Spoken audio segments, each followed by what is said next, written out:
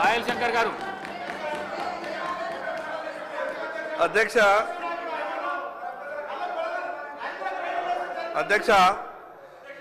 రైతు భరోసాపై చర్చలో నాకు మాట్లాడే అవకాశం ఇచ్చినందుకు స్పీకర్ గారికి మీకు ప్రత్యేకంగా ధన్యవాదాలు. అధ్యక్ష దాదాపు 2 గంటలైతుంది సభ ప్రారంభమై. కాంగ్రెస్ టీఆర్ఎస్ పార్టీ ఈ 2 పార్టీల నాయకుల మాటలింటే 2014 కన్నా ముందు ఈ రాష్ట్రంలో వ్యవసాయమే లేనట్టు, 2014 కన్నా ముందు తెలంగాణ రాష్ట్రంలో రైతులే లేనట్టు, అసలు తెలంగాణ రాష్ట్రానికి వ్యవసాయం అనేదే మేము నేర్పినాం, అసలు రైతులని సృష్టించడమే మేమనే విధంగా కాంగ్రెస్ టీఆర్ఎస్ 2 పార్టీలు కూడా మాట్లాడే ప్రయత్నం చేస్తున్నాయి. అధ్యక్ష ఈరోజు కాంగ్రెస్ ప్రభుత్వం వచ్చింది, మొన్న టీఆర్ఎస్ ఉండే, అంతకుముందు కాంగ్రెస్ ఉండే, అంతకన్నా ముందు తెలుగుదేశం పార్టీ ఉండే. ఈ రాష్ట్రంలో గతంలో పరిపాలించినటువంటి పాలకులంతా కూడా ఆనాటి ఆదాయాన్ని బట్టి, ఆ రోజు ఉన్నటువంటి సంపాదనను బట్టి ఒక పార్టీ మాట్లాడుతుంది, మేము భూమి శిస్తు రద్దు చేసినాం కదా మాది గొప్ప పార్టీ అని. స్వతంత్రం వచ్చిన తర్వాత రాజుల కాలంలో జుట్లకు కూడా శిస్తుండే అధ్యక్ష. ఆ రోజు భూమి శిస్తు మీదనే ఆధారపడి మిగతా అడ్మినిస్ట్రేషన్ అంతా కూడా నడిచేటటువంటి పరిస్థితి ఉండే. కానీ పాత రోజులకు ఈ రోజు మీరు కంపేర్ చేసుకొని మేమేదో గొప్పగా చేసినామని 2 పార్టీలు మాట్లాడేటటువంటి ప్రయత్నం చేసినాయి. నేను ఆ జోలికి పోదలుచుకోలేదు. చివరికి అధ్యక్ష వ్యవసాయం రాష్ట్రానికి సంబంధించినటువంటి అంశం, దాంట్లో ఎవరికి ఎక్కడ ఎటువంటి అనుమానాలు లేవు. కష్టం వచ్చినా నష్టం వచ్చినా ఇబ్బంది వచ్చినా కూడా మన రాష్ట్రంలో ఉన్నటువంటి సంపాదన, మన ఆలోచనకు అనుగుణంగా మనం మార్పులు చేర్పులు చేసుకొని ఈ రాష్ట్రంలో ఉన్నటువంటి వ్యవసాయదారుల్ని ఆదుకోవాల్సినటువంటి అవసరం ఉంది. ఈ పార్టీ ఆ పార్టీ కాంగ్రెస్ టీఆర్ఎస్ పార్టీ నాయకులు మాట్లాడేటప్పుడు మేం చేసినామంటే మేం చేసినామని గొప్పగా మాట్లాడే ప్రయత్నం చేసినారు తప్పితే, ఢిల్లీలో ఉన్నటువంటి కేంద్ర ప్రభుత్వం వ్యవసాయం రాష్ట్రానికి సంబంధించినటువంటి సబ్జెక్ట్ అయినప్పటికీ ఇంత గొప్పగా మాకు సాయం చేసింది అని గతంలో పరిపాలించినటువంటి టీఆర్ఎస్ పార్టీ మాట వరుసకు కూడా మాట్లాడే ప్రయత్నం చేయలేదు అధ్యక్ష. పోనీ ఇప్పుడు వచ్చినటువంటి ఈ ప్రభుత్వం కూడా కేంద్రం నుంచి మనకు గొప్పగా సాయం వచ్చేటటువంటి అవకాశం ఉన్నది, సాయం చేస్తున్నది అని ఈ ప్రభుత్వం కూడా మాట్లాడేటటువంటి ప్రయత్నం చేయలేదు. కొన్నిసార్లు అనిపిస్తుంది అధ్యక్ష, రాజకీయాలంటే కేవలం విమర్శ మాత్రమే చెయ్యాలనేమో, ప్రతిపక్ష పార్టీ అంటే అధికార పక్షాన్ని కేవలం తిడితేనే కానీ నీ పనితనం బయటపడదేమో అనే విధంగా ఆలోచిస్తుండొచ్చు. కానీ అధ్యక్ష మంచిని మంచి అనాలా, చెడుని చెడే అనాలా. వ్యవసాయ శాఖ మంత్రి గారికి నేను ఒక ఫోన్ చేసిన ఆదిలాబాద్ నుండి. మార్కెట్ యార్డ్లో ఉన్న రైతులంతా కూడా మొత్తం తిరుగులన రైతులు ఉన్నారు. ఎకరానికి సోయాబీన్ 6 కుంటలు మాత్రమే కొంటున్న ప్రభుత్వం గత 10 సంవత్సరాలు. రైతుకు 10 కుంటలు 12 కుంటలు ఎకరానికి పడ్డది. మేము మిగతా ధాన్యం ఎక్కడ అమ్ముకోవాలా, మిగతా సోయాబీన్ ఎక్కడ అమ్ముకోవాలనంటే గతంలో పెద్దలు తుమ్మల నాగేశ్వరరావు గారికి నాకు పాత పరిచయం ఉన్న కారణంగా నేను చనువు తీసుకొని మార్కెట్ యార్డ్ నుంచి ఒక ఫోన్ చేసిన. చెయ్యగానే వారు మాట్లాడితే నేను మంత్రి గారికి చెప్పిన, అన్నా నేను స్పీకర్ ఫోన్ ఆన్ చేసిన, రైతులంతా మీ మాట వింటున్నారు, 6 కుంటలు మాత్రమే ప్రభుత్వం కొంటున్నది, 10 క్వింటాలు కొంటే బాగుంటుంది అని నేను అనగానే మంత్రి గారు తిరిగి ఒక మాట మాట్లాడకుండా నేను 10 క్వింటాలు కొంటున్నా అని మంత్రి గారు చెప్పిండ్రు. 2వ రోజే ఆర్డర్ ఇచ్చిండ్రు. నేను ఆ విషయాన్ని రైతులకు చెప్పిన తర్వాత 3వ రోజు హైదరాబాద్ నాకు మిగతా పనేం లేకుండా అధ్యక్ష నేను ఆదిలాబాద్ నుండి షాలు తర్వాత పూలమాల తీసుకొని మంత్రి గారి దగ్గరికి వెళ్ళి పూలమాల వేసి షాల్తో సత్కరించి ప్రజల తరపున రైతుల తరపున ధన్యవాదాలు అని చెప్పిన. నేను ఎందుకు ఈ మాట చెప్తున్నానంటే మీరు మంచి చేస్తే మంచి అని చెప్తాము, లేదా మీరు ప్రజలకు ఇచ్చినటువంటి మాటని నిలుపుకోకుంటే అది నిలుపుకుంటలేరు, ఇది తప్పే అని మాట్లాడతాం. కానీ మీరు మంచి చేసిన మాటలకు మేము మంచి అని అంటే మీరు సంతోషపడి మీరు చెయ్యనటువంటి లేదా పూర్తి చేయనటువంటి హామీలను మీరు ఇంకా చేస్తలేరు, ఎన్నికలలో మీరు మాట ఇచ్చింది కదా అంటే లేదు లేదు కేంద్రం ఏం చేస్తున్నది అనే విధంగా ఎదురుదాడి చేస్తే మాకు ఇంకో మార్గం ఏం లేదు అధ్యక్ష ఈరోజు నరేంద్ర మోడీ గారు కేంద్ర ప్రభుత్వం గతంలో ఏ ప్రభుత్వం కూడా ఇంత గొప్పగా ఆలోచించలేదు. ఈ రాష్ట్రంలో 1,20,00,000 పత్తి, తెలంగాణ రాష్ట్రంలో ఇప్పటి వరకు 1,20,00,000 పత్తి. ఈరోజు పత్తికి మార్కెట్లో ధర లేదు. సిసిఐ అనే సంస్థ కొనకుంటే ఈరోజు లక్షల మంది రైతులు చాలా ఇబ్బందులలో ఉంటుండే. కేంద్ర ప్రభుత్వం రాష్ట్ర ప్రభుత్వంతో కోఆర్డినేషన్ చేసుకొని ఈరోజు సిసిఐ వేల కోట్ల రూపాయలు పెట్టి ఇప్పటికే 1,20,00,000 క్వింటాళ్ల పత్తిని 9,000 కోట్ల రూపాయలు ఖర్చు పెట్టి ఈరోజు కేంద్ర ప్రభుత్వం కొన్నది. దాంట్లో రాష్ట్ర ప్రభుత్వం ₹1 లేదు అధ్యక్ష. పూర్తిగా కేంద్ర ప్రభుత్వం సహకారం అందిస్తున్న విషయం మాత్రమే చెప్పదలుచుకున్న అధ్యక్ష. మరి అదేవిధంగా అధ్యక్ష సోయాబీన్ మంత్రి గారు ఒక మాట అన్నారు, ఇది మొత్తం అంతా కూడా రాష్ట్రం ఏమంటున్నాయంటే అన్న రాష్ట్రం కొట్టలేదు. 85,508 మెట్రిక్ టన్నులకు కేంద్ర ప్రభుత్వం మీకు అనుమతి ఇచ్చింది. కేంద్ర ప్రభుత్వం కొంటానని చెప్పింది. 8,50,000 క్వింటాలు కేంద్ర ప్రభుత్వమే కొంటున్నది.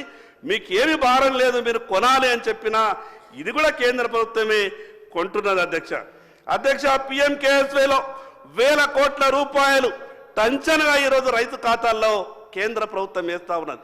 ఈరోజు గ్రామాలలో ఒక చర్చ ఉన్నది, నరేంద్ర మోడీ గారు పైసలు వచ్చినాయి, రాష్ట్ర ప్రభుత్వం తెలంగాణ పైసలు రాలేదంటారు.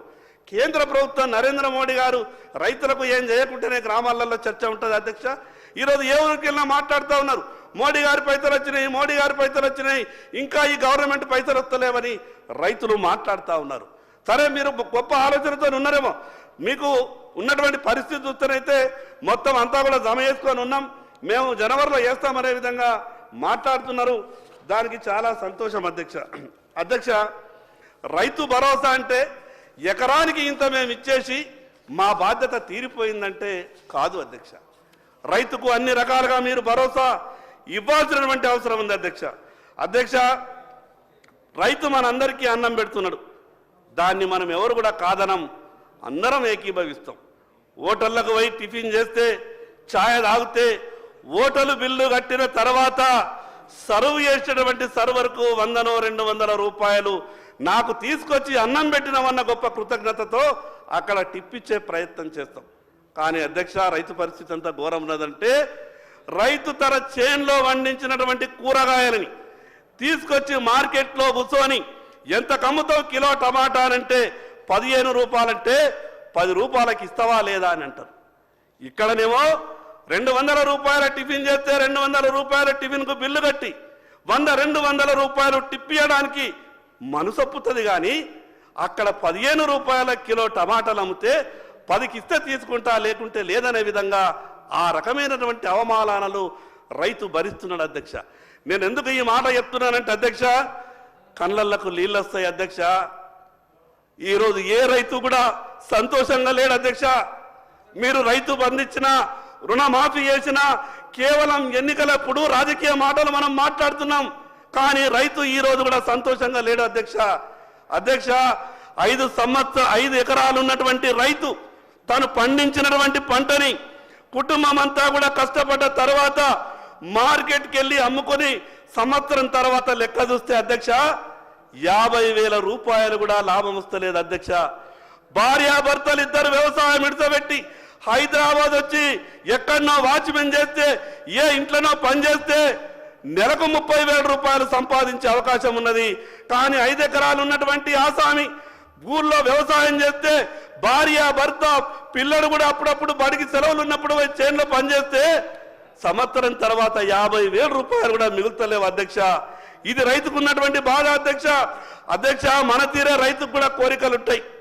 నా పిల్లలు కూడా కార్పొరేట్ స్కూళ్ళల్లో చదవాలనుకుంటాడు, నా పిల్లలు కూడా కార్పొరేట్ కాలేజీల్లో చదవాలనుకుంటాడు, నా ఇంట్లో వాళ్ళకు కూడా కార్పొరేట్ ఆసుపత్రులలో వైద్యం చేయించాలనుకుంటాడు అధ్యక్ష.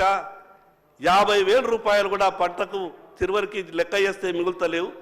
రైతు కార్పొరేట్ స్కూల్లో కానీ, కార్పొరేట్ కాలేజీలో కానీ, కార్పొరేట్ హాస్పిటల్లో కానీ వైద్యం చేయించుకునే పరిస్థితి లేదు, చదువు చెప్పించుకునేటువంటి పరిస్థితి లేదు అధ్యక్ష.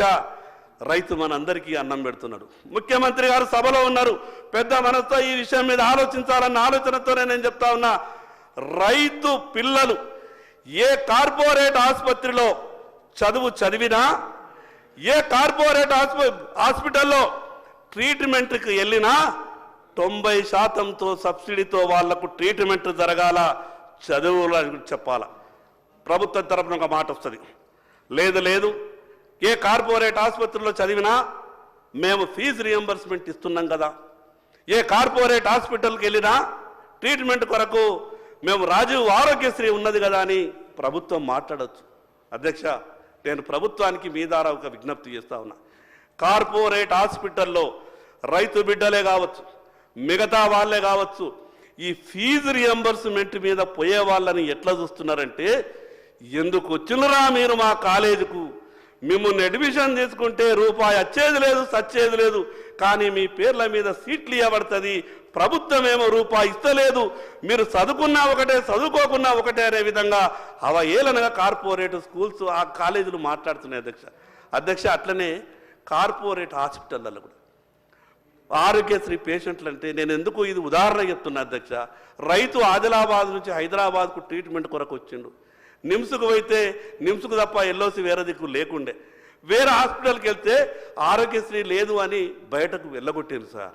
రైతు దగ్గర చిల్లి గవ్వ లేక ఉండే, ఆరోగ్యశ్రీకి కూడా పాపం కార్పొరేట్ హాస్పిటళ్లలో ఎవరికి కూడా పేషెంట్ ఆరోగ్యశ్రీ అని అంటే అయిపోయా, ఇక ఇది వీళ్ళకు ట్రీట్మెంట్ ఇచ్చి కూడా మనకేమొస్తుంది అనే విధంగా కార్పొరేట్ హాస్పిటల్స్ వ్యవహారం చేస్తున్నాయి. కాబట్టి రైతు ప్రత్యేకంగా ఒక గుర్తింపు ఈ సమాజంలో రైతుకు రావాలి.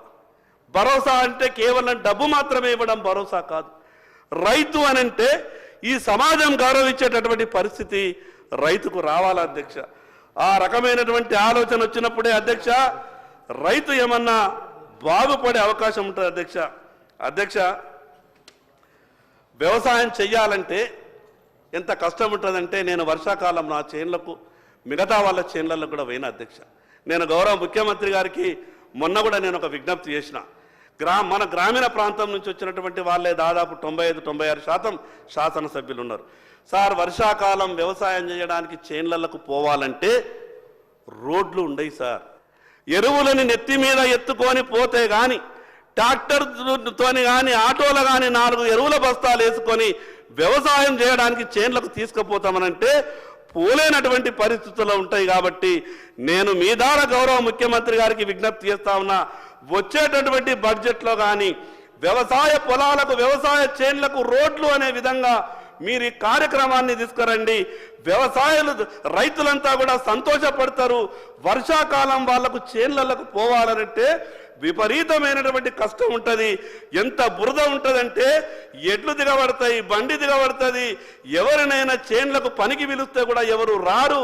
అందుకు గ్రామానికి పోవడానికి ఎంత ఇంపార్టెంటో రైతులు చేన్లకు పోవడానికి కూడా రోడ్లు అంత ఇంపార్టెంట్. కాబట్టి బడ్జెట్లో వచ్చేసారి సరి అయినటువంటి కేటాయింపులు చేసి మీ 4 సంవత్సరాల ఈ పీరియడ్లో ఈ రాష్ట్రంలో ఉన్నటువంటి రైతులందరికీ చేన్లకు పొలాలకు పోవడానికి రోడ్లేసే విషయంగా మీరు చర్యలు తీసుకోవాలని విజ్ఞప్తి చేస్తున్నా అధ్యక్ష. పెద్ద కంపెనీలు ఏ లోన్ తీసుకున్నా కూడా కొలాటరల్ గ్యారంటీ లేకుండా వాళ్ళకు లోన్ ఇస్తారు. వ్యవసాయం చేసుకునే రైతులకు కూడా తన సొంత ఇల్లు కట్టుకోవాలని కోరుకుంటుంది.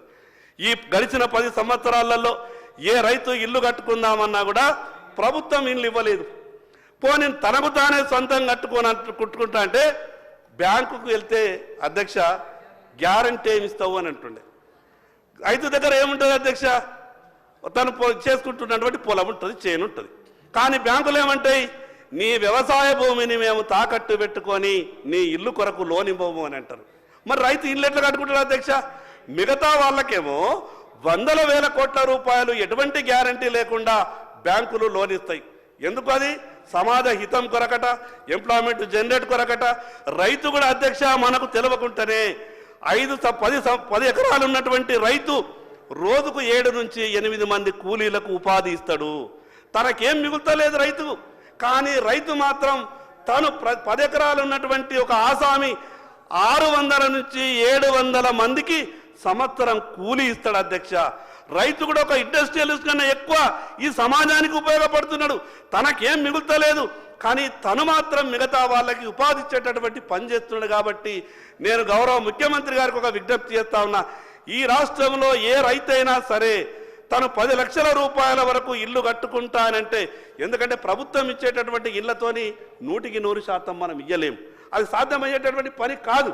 కానీ తనిచ్చి తాను రైతు బ్యాంక్ వెళ్ళి నేను ఇల్లు కట్టుకుంటానంటే ఎటువంటి గ్యారంటీ లేకుండా ఇల్లు ఇచ్చే విధంగా బ్యాంకర్లకు తోని ఏదన్నా ఒక సమన్వయం చేసి, అవసరమైతే ఢిల్లీ లెవెల్లో మీరు వెళ్ళినప్పుడన్నా కానీ ఒక రిప్రజెంటేషన్ చేసి ఈ రైతులకి సాయం వచ్చే విధంగా ప్రయత్నం చేయాలని మీ ద్వారా గౌరవ ముఖ్యమంత్రి కోరుతున్నాను. అధ్యక్ష ఎన్ఆర్ఈజెస్ అని అంటే పెద్దలేమని అనొచ్చు, ఇది మీ కేంద్రమే కదా, అక్కడ ఉన్నటువంటి మీ ప్రభుత్వమే కదా, మీరు తెచ్చుకుంటే అయిపోతుంది అని చెప్పి. శంకర్ గారు ప్లీజ్ సార్, నేను 15 నిమిషాలు ఈ రైతు భరోసాకు రైతు భరోసాకు పరిమితమై మాట్లాడండి. Okay sir. ఎన్ఆర్ఈజెస్ నేను ఎందుకంటే సార్, భరోసా అంటే నేను అనేది ఎకరానికి ఇంత ఇస్తే అయిపోదు, ఈ మిగతా అన్ని కూడా మీరు ఇచ్చేటటువంటి భరోసానే. ఈ ప్రభుత్వానికి చాలా మంచి పేరు వస్తుంది సార్, ఇవి వేస్తే చాలా మంచి పేరు వస్తుంది. ఎన్ఆర్ఈజెస్ అనేది సార్ ఈ వ్యవసాయానికి అనుసంధానం చెయ్యాలి. నేను గతం కూడా కేంద్ర వ్యవసాయ శాఖ మంత్రి గారికి నేను ఒక రిప్రజెంటేషన్ ఇచ్చినాం. వాళ్ళు ఏమన్నారు అని అంటే, మీ రాష్ట్ర ప్రభుత్వాన్ని ఒక ఆలోచన చెయ్యమని చెప్పండి, మేము త్వరలోనే దీనికి సంబంధించినటువంటి అధికారాలన్నీ కూడా రాష్ట్ర ప్రభుత్వానికి ఇస్తున్నాం.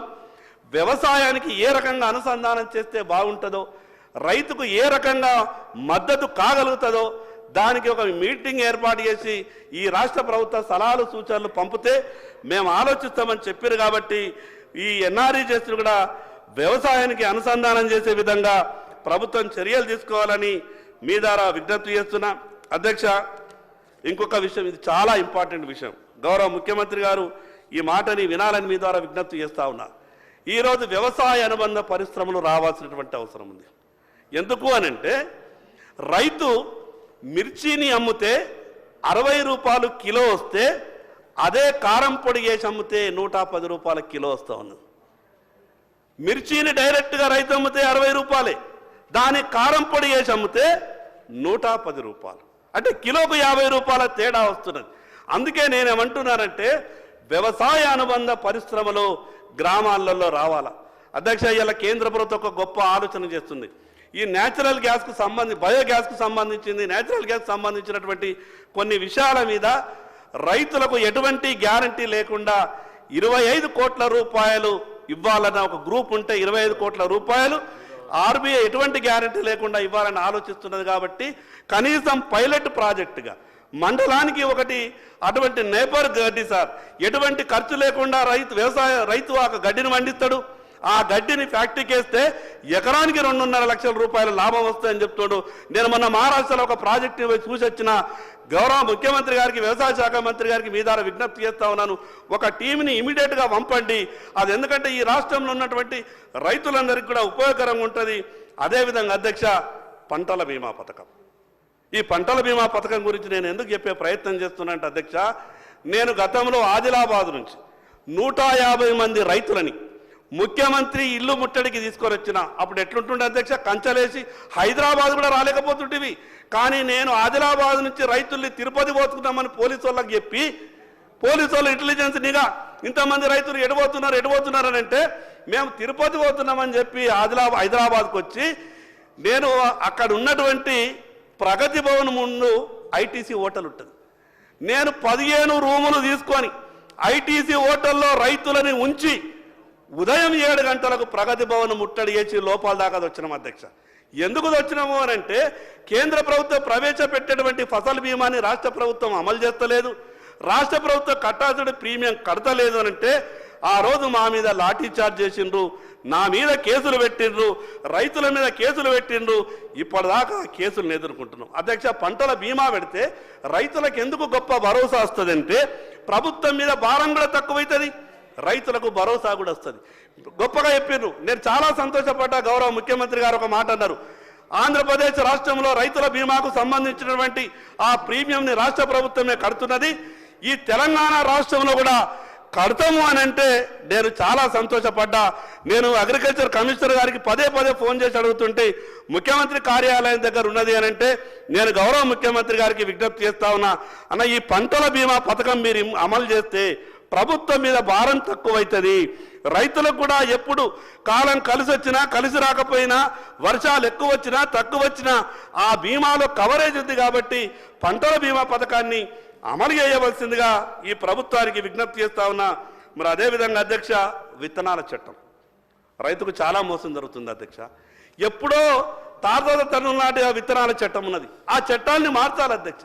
విత్తనాలలో రైతులు మోసపోతే ఆ రైతు సంవత్సరం అంతా కూడా కోలుకోలేడు అధ్యక్ష. ఎందుకంటే దానికి ఒక టైం ఉంటుంది. ఆ టైంలో మొలకెత్తకుంటే తిరిగి మళ్ళీ విత్తనాలు తీసి మొలకెత్తినా కూడా తుచ్చి మళ్ళీ ఒక నెల 15 రోజులు గ్యాప్ అయిపోతుంది. సరి అయిన రీతిలో పంట దిగుబడి రాదు. విత్తన సమయంలోనే రైతు మోసపోతున్నాడు. ఏమైనంటే చట్టాలు ఉన్నాయి, కోర్టులు ఉన్నాయి కాబట్టి ఈ చిన్న చిన్న కేసులు పెట్టంటే వాళ్లకు కోర్టుకు పోకముందే పోలీస్ స్టేషన్లలో బెయిల్ వస్తున్నాయి. నేను అందుకే మీ ద్వారా ప్రభుత్వానికి విజ్ఞప్తి చేస్తా ఉన్నా, ఎవరైతే డూప్లికేట్ విత్తనాలు ఇచ్చి రైతులను మోసం చేస్తారో వాడు కనీసం ఒక 90 రోజులు కూడా బయటకు రావద్దు. అటువంటి కఠినతరమైనటువంటి చట్టాలు కావాలి.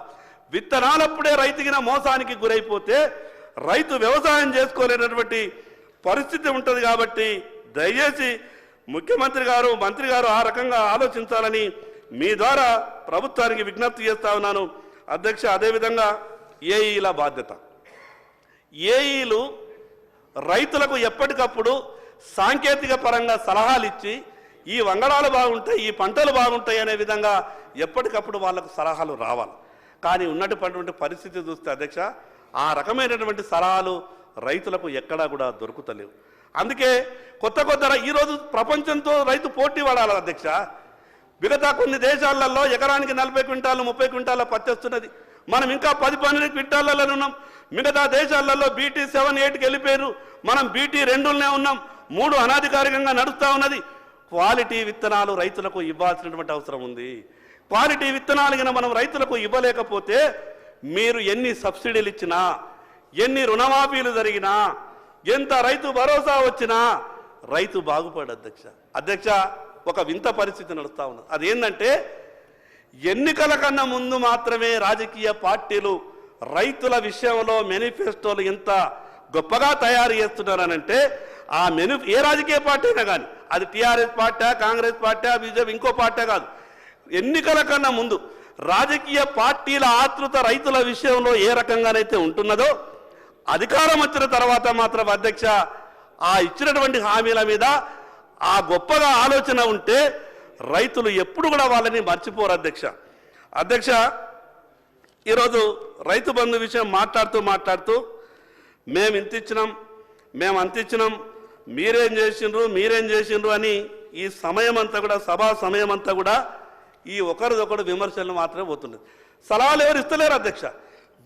వాళ్ళు గొప్పగా చెప్పుకునే ప్రయత్నమే చేస్తూ ఉన్నారు.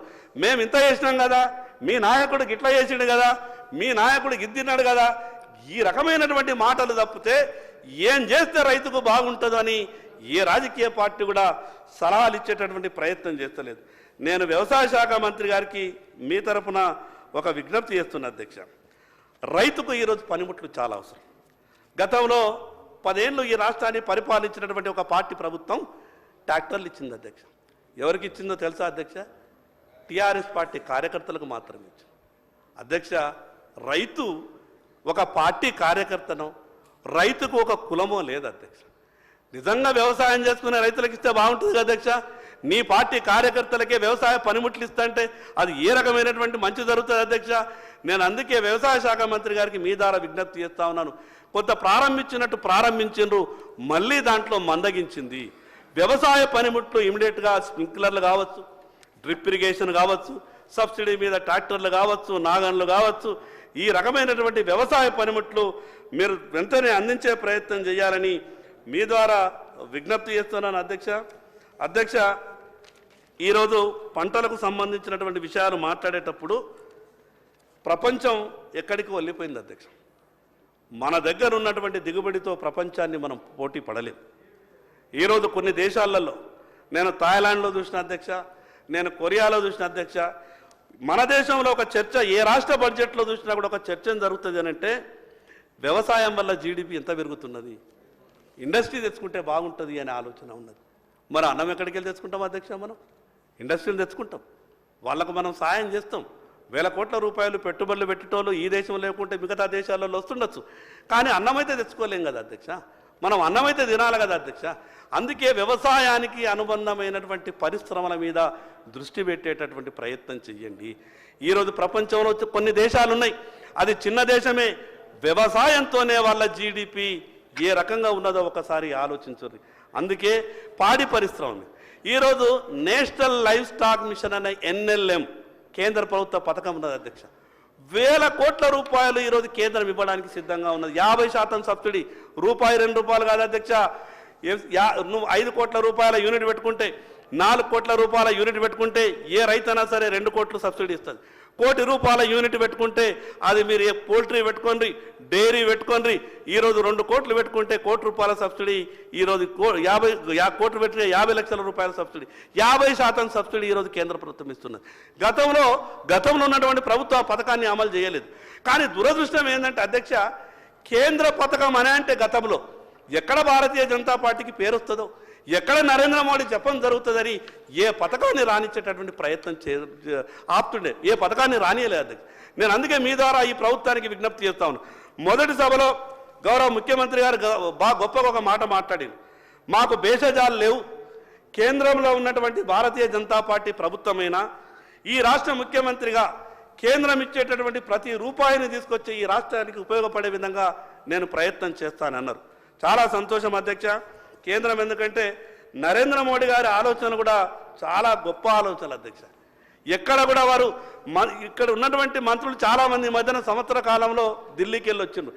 ఎక్కడ ఏ కేంద్ర మంత్రి దగ్గరికి వెళ్ళినా వారి నోటి నుంచి మొదలుగా ఏ మాట వస్తున్నదో తెలుసా?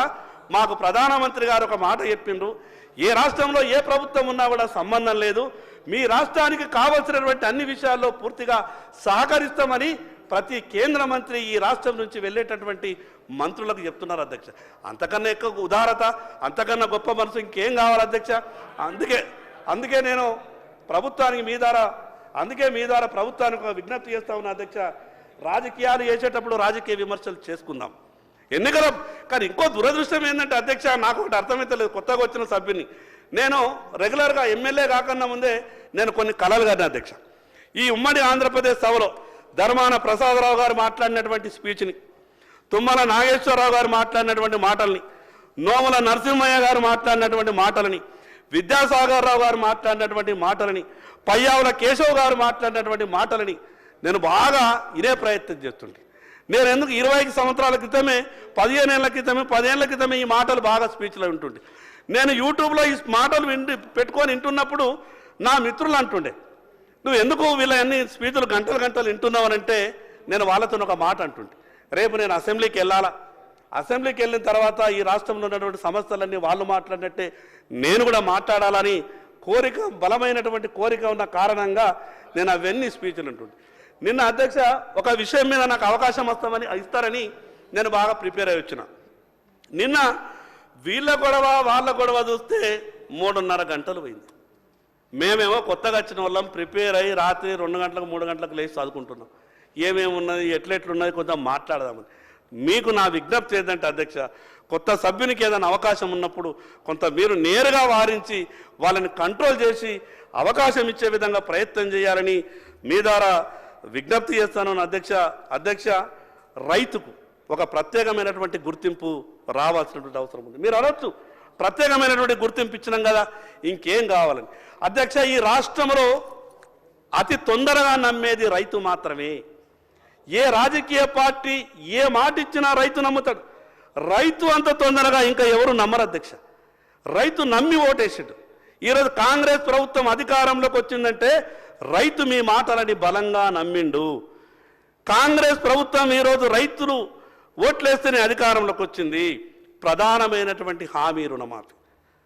మీ ద్వారా గౌరవ ముఖ్యమంత్రి గారికి మిగతా మంత్రివర్గానికి విజ్ఞప్తి చేస్తున్నా, మీరు ఇచ్చేటటువంటి స్టేట్మెంట్లో ఈ తేడాలు కంట్రోల్ కావాలి. ఒక మంత్రి గారు చెప్తారు 60% మాఫ్ అయిపోయింది, 40% కాలేదని. ఇంకొకరు చెప్తారు 70 అయింది 30 కాలేదని. అసలు ఒక కంక్లూజన్కు రండి, ఎంత మాఫీ అయింది, ఇంకెంత మాఫీ కాలేదు. సరే, రాష్ట్ర ఖజానా మీకు సహకరిస్తలేదేమో, ఇబ్బందులు ఉన్నాయేమో, కానీ మీరు వాస్తవాలు చెప్పేటటువంటి ప్రయత్నం చేయండి.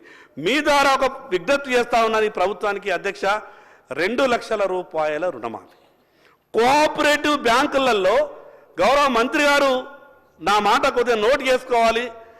కోఆపరేటివ్ బ్యాంకులలో 65 నుంచి 70% రైతులకు లోన్లు మాఫీ కాలేదు. అది టెక్నికల్ సమస్య ఉన్నదా, ఇంకో సమస్య ఉన్నదా? మీరు వెంటనే ఆ విషయాన్ని సంబంధిత అధికారులతో చర్చించి మీరు ఆర్డర్స్ ఇవ్వాలా. 2 లక్షల రూపాయల రుణమాఫీకి సంబంధించింది అధ్యక్ష, గతంలో టీఆర్ఎస్ ప్రభుత్వం మాఫీ చేసినప్పుడు 1 లక్ష రూపాయలు వడ్డీకి పోయింది, దాంట్లో ఏం అనుమానం లేదు, వడ్డీకి పోయింది. కానీ ఇంకొక విషయం, ఈరోజు కూడా రైతు 2 లక్షల రూపాయల బాకీ ఉన్నటువంటి రైతులు ఉన్నారు. మీరు ఎప్పటి వరకు చేస్తారో క్లారిటీ ఇస్తలేరు. మిగతా మీరు ఒక మాట ఏమంటున్నారు, 2 లక్షల పైబడి ఉన్నటువంటి రైతు తన డబ్బుని బ్యాంకులో జమ చేస్తే ఆ సమాచారం మాకిస్తే మేము 2 లక్షల రూపాయలు చెల్లిస్తాము అని చెప్తున్నారు. 2 లక్షల రూపాయల వరకు ఉన్నటువంటి రైతుకు రుణమాఫీ చేయాల్సిందే మీరు. ఎందుకంటే మీరు 70%కు చేసినా 80%కు చేసినా మీరు ఈ 20%కు చేయకపోతే మీరు 80% మీకు చేసిన వాళ్ళు ప్రచారం చేస్తారో లేదో తెలియదు, కానీ ఈ 20% మాత్రం మిమ్మల్ని జీరో చేస్తారు అధ్యక్ష. మీరు జాగ్రత్తగా ఉండండి. 80% చేస్తాం, 70% చేస్తాం, ఈ 20-30 వేలతోనే మాకేం ఇబ్బంది అవుతుంది అంటే ఈ 20-30 మాత్రం మిమ్మల్ని జీరో చేస్తారు. దీన్ని జాగ్రత్తగా ఉండాలా. 2 లక్షల రూపాయల రుణమాఫీని ప్రభుత్వం ఎప్పటి వరకు చేస్తుందో క్లారిటీగా చెప్పండి. ఆర్థిక పరిస్థితి మీకు సహకరిస్తలేకపోవచ్చు, వాస్తవాలు చెప్పండి. కానీ బుకాయింపు ద్వారా ప్రజలను నమ్మించలేము. ఒక పక్క మనం ఏం చెప్తున్నాం, ఎస్ఎల్బిసి లెక్కలు 52,000 కోట్ల రూపాయలు మనకు వచ్చినాయి, రుణాలు తీసుకున్నారు రైతులు, 21,000 కోట్ల రూపాయలు మాఫీ చేసినామని చెప్తున్నారు. మరి అటువంటిప్పుడు ఇంకా 30,000 కోట్ల రూపాయలు రైతులు బాకీ ఉన్నట్టే కదా. దాంట్లో 10,000 కోట్ల రూపాయలు వేరే అప్పులున్నా కూడా ఇంకా 22,000 కోట్ల రూపాయలు అప్పు ఉన్నట్టే కదా. క్లియర్గా మీరు ఇస్తున్నటువంటి స్టేట్మెంట్ ప్రకారమే 20,000 కోట్ల రూపాయలు ఇంకా ఇవ్వాల్సింది ఉందని చెప్తా ఉన్నారు. కాబట్టి దాంట్లో మీరు కొంత క్లారిటీ ఇవ్వాల్సిందిగా మీకు విజ్ఞప్తి చేస్తా ఉన్నాను అధ్యక్ష. ఒక మాట మాట్లాడు, ప్రభుత్వానికి ఒక ఆలోచన ఉండిండొచ్చు, ఏమని కొంత కేటగిరీ వైజ్ చేస్తే మనం ముందుకెళ్తే కొంచెం ఆర్థికంగా కొంత ఇబ్బంది ఉండకుండా ఈ పథకాన్ని కొనసాగించవచ్చనేమో ఆలోచన ఉండిండొచ్చు. సహజంగా ప్రభుత్వాన్ని నడిపేటప్పుడు ఆలోచన వస్తుంది, ఎక్కడ రూపాయి తక్కువ చేస్తే అడ్మినిస్ట్రేషన్ ఏ రకంగా చేయగలుగుతాం అనేది మీకుంటే ఉండిండొచ్చు. మిగతా దుబారా ఖర్చు చేయండి అధ్యక్ష. ఈరోజు 2.5 ఎకరాలు ఉన్నటువంటి రైతులు ఈ రాష్ట్రంలో 47 లక్షల మంది ఉన్నారు. అదేవిధంగా 2.5 నుంచి 5 లక్షల లోపు ఉన్నటువంటి రైతులు 11 లక్షల రైతులు ఉన్నారు. అదేవిధంగా 5 నుంచి 10 మధ్యన ఉన్నటువంటి రైతులు 4,72,000 ఉన్నారు. అధ్యక్ష, 10 ఎకరాలకు పైన ఉన్నటువంటి రైతులు ఈ రాష్ట్రంలో కేవలం 64,000 మాత్రమే ఉన్నారు. నేనేమంటున్నా, గుట్టలకు ఇవ్వకండి, పుట్టలకు ఇవ్వకండి, లేఅవుట్ చేసినటువంటి స్థలాలకు ఇవ్వకండి, ఆ రకంగా ఉన్నటువంటి తీసేయండి, దాంట్లో తప్పేం లేదు. గుట్టలకు ఇవ్వాలని ఎవడన్నా మాట్లాడితే మూర్ఖుడు వాడు. వ్యవసాయం చేస్తున్నటువంటి రైతుకు సాయం చెయ్యండి. కానీ నేనేమంటే ఈరోజు పెద్ద ఇండస్ట్రీ 1000 కోట్ల ఫ్యాక్టరీ వచ్చినా ఆయనకు సబ్సిడీలు ఇస్తున్నాం, ఆయనకు ప్రభుత్వ రాయితీలు ఇస్తున్నాం. 5,000 కోట్ల రూపాయలు పెట్టుబడి పెట్టేటోడు వచ్చినా కూడా వాళ్ళకు సబ్సిడీలు ఇస్తున్నాం, వాళ్లకు ప్రభుత్వ రాయితీలు ఇస్తున్నాం. మరి మన కొరకు అన్నం పెట్టేందుకు వ్యవసాయం చేసేటటువంటి ఈ రైతుకు 10 ఎకరాల పైన ఉంటే ఆలోచిస్తామనంటే కొంత బాధ అనిపిస్తుంది. ఆ రకమైనటువంటి ఆలోచనని విరమించుకోండి. రైతుకు కులం లేదు అధ్యక్ష, రైతే, ఏ కులం ఉన్నా కూడా రైతే. కాబట్టి మీరు మిగతా విషయాలు ఆలోచించకుండా ఎన్ని ఎకరాలు ఎక్కువ వ్యవసాయం ఎవరు చేస్తారు అధ్యక్ష? వ్యవసాయాలు అంతా బాగలేవు అధ్యక్ష. మనకున్నట్టు ఫామ్ హౌస్ల తీరు లేవు. దురదృష్టం ఏంటంటే నాయకులకు ఈ మధ్యన ఫామ్ హౌస్లు అయిపోయింది. ఆ నాయకులకు ఏమనిపిస్తాయంటే నా ఫామ్ హౌస్ ఎట్లున్నదో మిగతా ఊళ్ళల్లో రైతుల వ్యవసాయాలు కూడా గట్లనే ఉన్నాయనుకుంటాడు. కానీ నువ్వు కట్టుకున్నట్టు 20 కోట్లు పెట్టి ఫామ్ హౌస్ల రైతుకి ఇల్లు లేదు, నీకున్నది. నీ ఫామ్ హౌస్ తీరు రైతు వ్యవసాయం లేదు. అది ఏ రాజకీయ పార్టీ అయినా ఏ నాయకుడైనా కానీ ఆలోచించాలా. ఈ సభ ఆలోచించకుంటే రైతుల గురించి ఇంకెవరు ఆలోచిస్తారు అధ్యక్ష? అందుకే నేను మీ ద్వారా గౌరవ ముఖ్యమంత్రి గారికి విజ్ఞప్తి చేస్తా ఉన్నాను, మీరు ఏది ఆలోచించకుండా ఎన్ని ఎకరాలు చేసినా సరే, మా అంటే 20 ఎకరాలు 25 ఎకరాల కన్నా ఎక్కువ ఏ రైతు వ్యవసాయం చేస్తలేడు అధ్యక్ష. మా అంటే 20 ఎకరాలు. ఆ 20 ఎకరాలు చేసే వాళ్ళు కూడా 0.5% ఉంటారో ఉండరు.